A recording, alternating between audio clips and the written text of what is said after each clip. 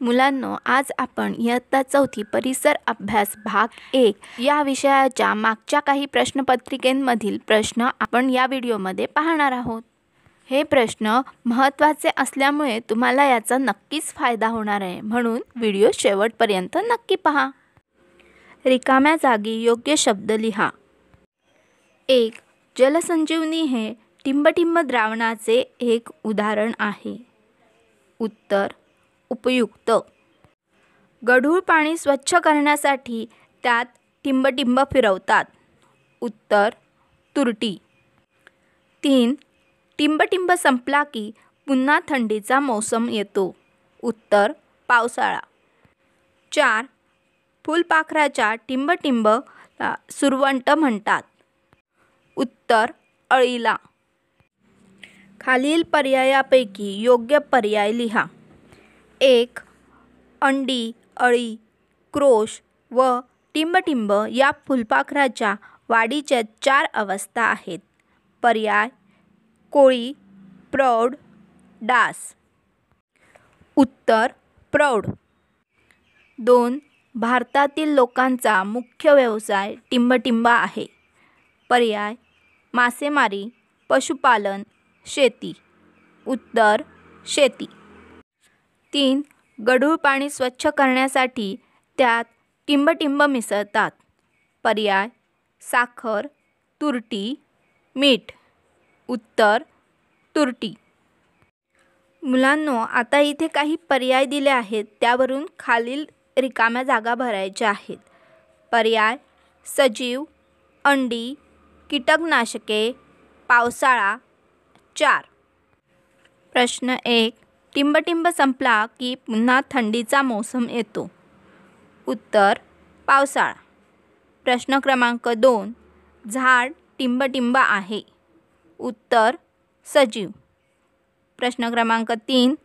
फुलपाखराच्या मादी वनस्पतींच्या पानावर टिंबटिंब घालते।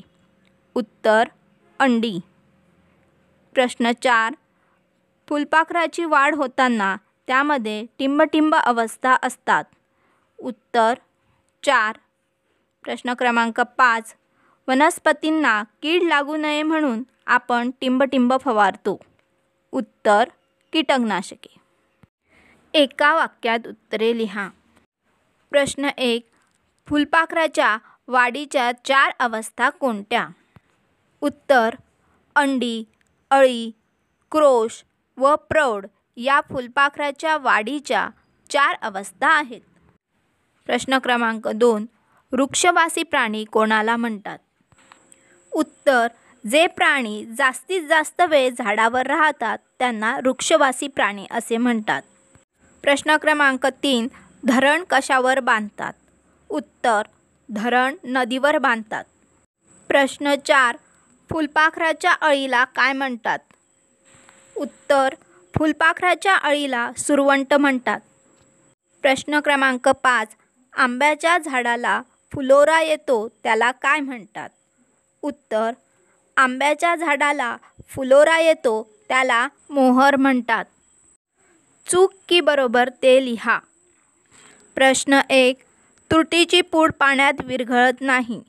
उत्तर चूक। 2. वडाच्या झाडाला वर्षभर पाने असतात। उत्तर चूक।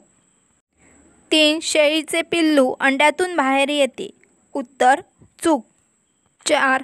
उन्हाळ्यात आंब्याचे पीक मोठ्या प्रमाणावर येते। उत्तर बरोबर। 5. पौष्टिक पदार्थ खावेत। उत्तर बरोबर। 6. द्राक्ष हे फळ नाही। उत्तर चूक। 7. पावसाळ्यात नदीचे पाणी गढूळ होत नाही। उत्तर चूक। 8. पाण्याची गरज सर्व सजीवांना असते। उत्तर बरोबर। जोड्या लावा। अ गट गहू, कैरी।